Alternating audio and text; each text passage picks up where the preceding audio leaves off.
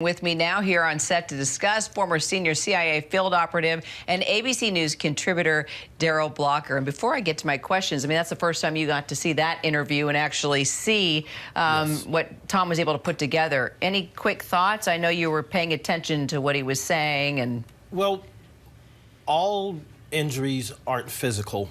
I think the psychological aspects of torture are overlooked. And to hear someone being tortured sometimes is worse than undergoing the torture yourself. So that's interesting. From what you know and the way the Russians operate and Putin operates, you know, how bad does it get? It's funny, you see him and, you know, he looks good, he looks healthy, but you know that's not what it's like when they're being held captive. Well, it sounded like he said that he'd been out for a couple of weeks, so he's probably had some time to heal. Right. But it'll be a while before he truly heals.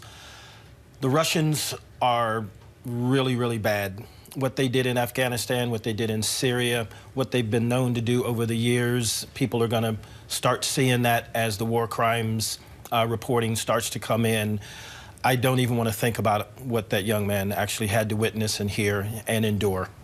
Wow. So he says that the Russians accused him of being a part of the CIA. Do you think they really believe that? Because if they did, they're not going to let him go. Right. If they had actually thought he was CIA, he would still be in custody. No one would even know that he was found, because as I understand it, no one had heard about this individual until he turned up in a prisoner swap yesterday. But I'm not certain about that. So Putin, though, seems to be obsessed with the CIA, with our intelligence community. He's former KGB. This sort of is like his go-to. Oh, they were a spy. That's his thing. That's Why? kind of the knee-jerk reaction of most countries. If they can accuse someone of being a CIA operative, of having ties to CIA, that gives them some credence for holding on to them. But we don't get caught that often. I know it seems like the CIA is running around everywhere, but there are limits to what we can do. And certainly we wouldn't have a former Air Force guy running around in Ukraine when we would send properly trained people in to do that. Far more careful. From what you know about the KGB, and what you know from Putin's background, what can you tell us about their intelligence program? And I don't ever want to compare it to the CIA, but I mean, he's a pretty evil person. He is. If you date back to the Chekas were the World War I era, which became the KGB, which became the FSB. Historically, they've always been the heavy hammer. They've always been the boogeyman, so to speak. If the KGB was listening, everybody was concerned. If anything that involved the KGB, the Russians would typically either not want to be associated with it or make sure that they were towing the line. So what's your take with this prisoner swap and the fact that they freed this American?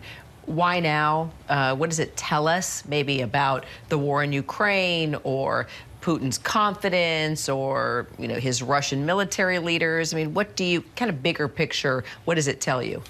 Well, until I saw the individual and saw what he looked like, I was thinking one thing, but as soon as I recognized that he was a person of color, if you look back to the Iran, when the Iran hostages were taken, the Iranians wanted the blacks to be sent home.